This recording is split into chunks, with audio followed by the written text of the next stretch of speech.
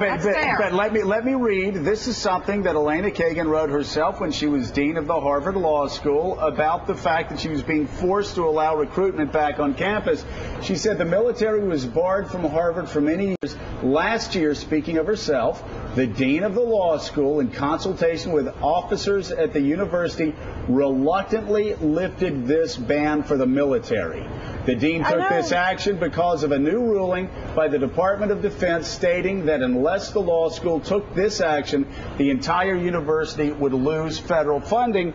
It seems to me, Valerie, what you're talking about is a distinction without a difference. She was disappointed that recruiting was allowed back at her law school. Joe, you know I love you, but you're absolutely wrong. I just quoted her, Valerie. No, I know, but where she was disappointed is that the Defense Department was threatening to withhold funding if she didn't allow them to work specifically through the Office of Legal Placement.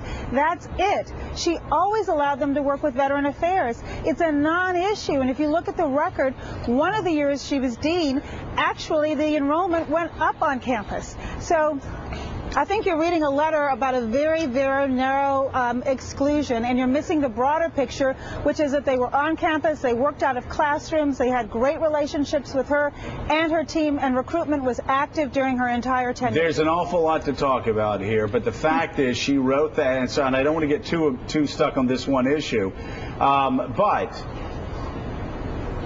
the fact is, Valerie, if you read her words that she sent out in this public statement, it is very clear that she says she is disappointed that she could not continue the ban against the military recruiting on campus through her office.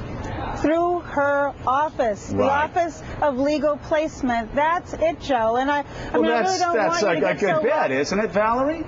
No, because they were free to work with the department, the Association of Veteran Affairs. I mean, what you're trying to imply is that they weren't on campus, and they were. They simply couldn't work through her office because of a continuing ban that applies to all employers, not just the military, who discriminate. So she